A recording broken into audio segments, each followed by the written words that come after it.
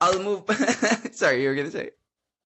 No. I think this part here. So when we did say that you started your company as the tech person or as the developer, right? And then you move on to different things because if you're going to be the CEO, then you should move on to different things and hire or outsource the rest, right? So Mhm. how do you figure out when and what to outsource? And I think it all boils down to knowing what you want to do and what your core competency is. And we throw this word, like we throw the term around core competency. Francis, for you, what do you think is a core competency? Because it's been used everywhere, to be completely honest.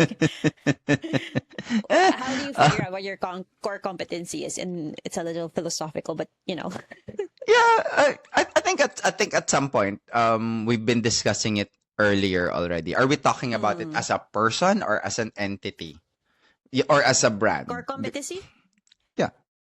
No, for startup founders. How would you know if you were a startup founder? How would you know what your core competency is? Or even, I mean, that's what I'm thinking about because sometimes No, most startups are just one person and then no. right. But So some let's say startups a are a lot little of bit different. startups Yeah. are a lot of startups are actually, if I understand it, like when we're talking startup, like service Mm, software stuff, it's usually like a small core of people. There's still somebody mm, who developed the idea and somebody who developed the actual product, right? I'm talking mm, core competency for a solopreneur is very different. Like, I invented a unique pair of socks, right? okay. And Okay. yeah, I mean, it's either you knitted them yourself or you took them to a dressmaker and said, I want a pair of socks to look like this, because it's compression, it's a nice color, it's very unique, it dries really quickly, right? So as an inventor, Mm-hmm. that would have been your. I think that's what I feel like you're testing me on something. I'm not sure, No, but no, that's no, it. no. Yeah, I'm but trying you're to define it for everyone. Yeah.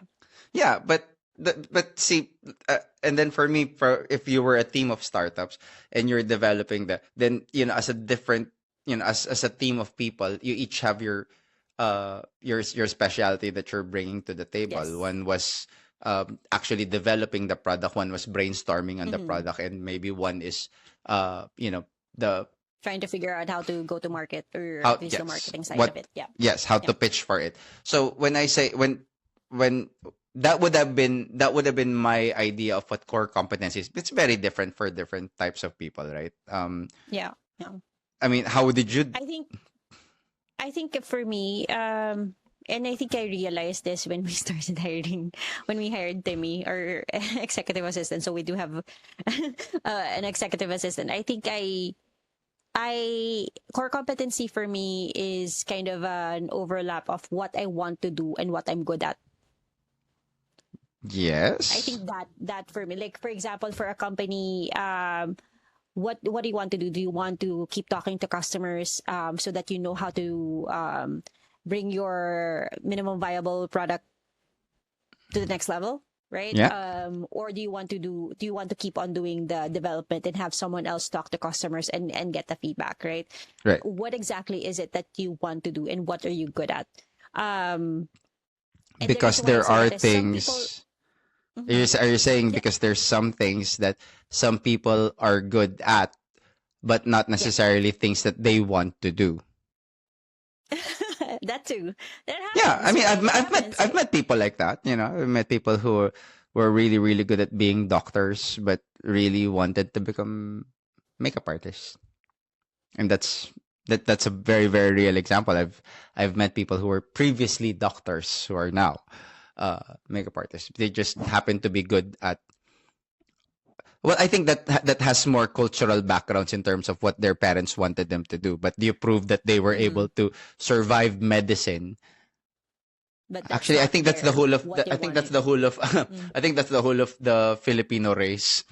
If I remember Joko, I remember that Jokoy bit saying like Mm. I'm a nurse but my passion is dancing. Oh, yeah. I Yeah. saw that bit.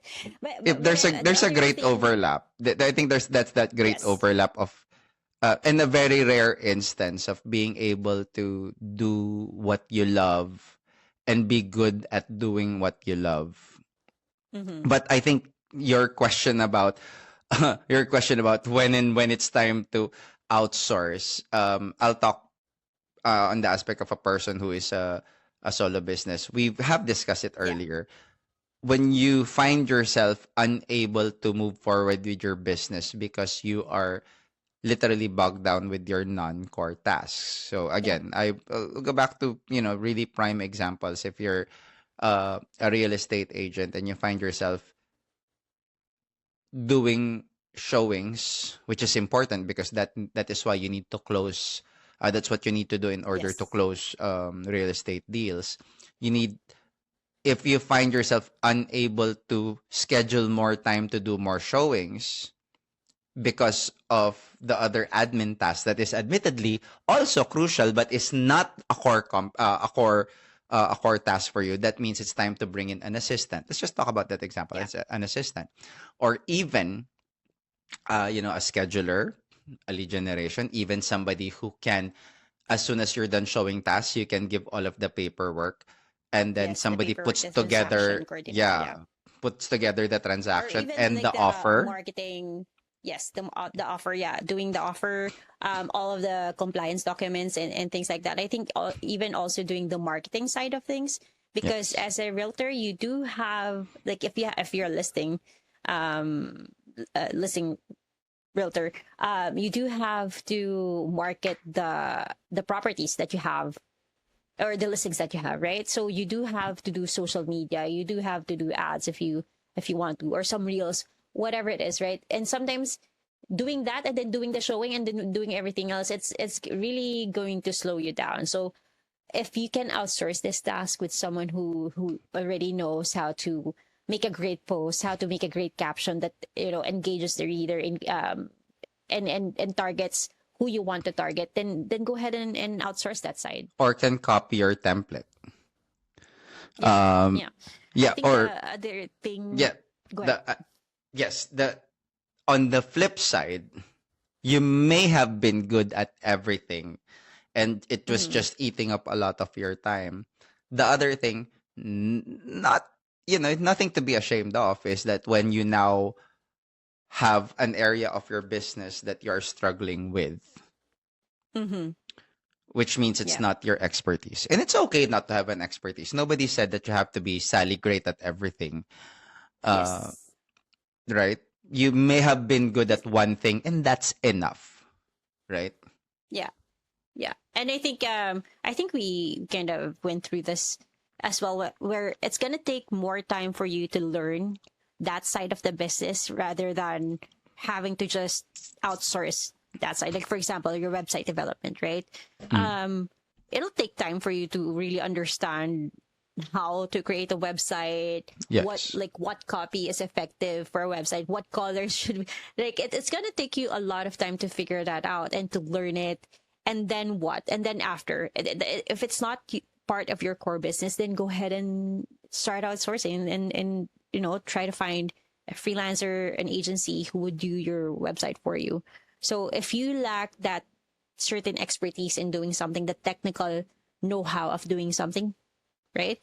Start outsourcing those. Yeah. Or maybe even let's sorry. Um, no, I was gonna say maybe you lack expertise in every crucial aspects of a business. You just happen to have money. Oh, but That's yeah, fine too. Exactly. that does happen. That's that. I was gonna say, like, what if you weren't talented in everything, but I was I mean look at Tesla. um, I'm just gonna say, just but yeah, but no, yeah. why not? Some people. I mean, there are a lot of what was that business tips and advices. I Mm-hmm. usually take those with a grain of sand.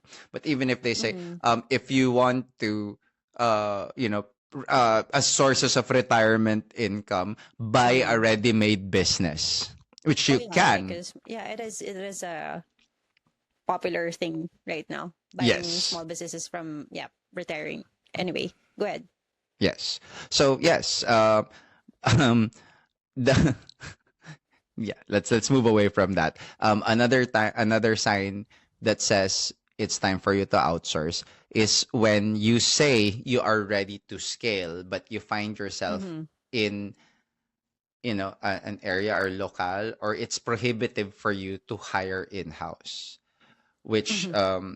you know when you're when you're doing things admittedly maybe with a little bit of hocus pocus and not exactly everything above board, you might find out that when things are finally you might find out that when things are finally above board, that it's actually prohibitive for you to scale. uh because it's not just paying somebody dollar per hour. Yeah. I'm so surprised how a lot of things in the US operate. Mm-hmm. Where I was recently reading about the tip economy or the gig economy, Mm-hmm. where people say, uh you know uh, uh, those how people are so uh enraged by people who do not tip. And I'm like, I've never tipped. Okay. Like, maybe if I go to the States, I maybe will not have tip. But the truth is, minimum wage in some states are actually that low to the point where you have to survive on the actual tips, right? Some states, uh going away from, you just using that example, are in places where minimum wage allows them to scale in house, Mm. but maybe not able to find the right talent. So it's not just about the cost, but it's prohibitive for you to scale in house because in house talent in your area, mm, generally not available, right? Yeah. So, Yeah. so might That as makes well sense. look to other areas. So that I did make sense, right? Yep. Yeah. Yeah. Yes, You did that's the make point. sense. About 10%. No, you did make sense.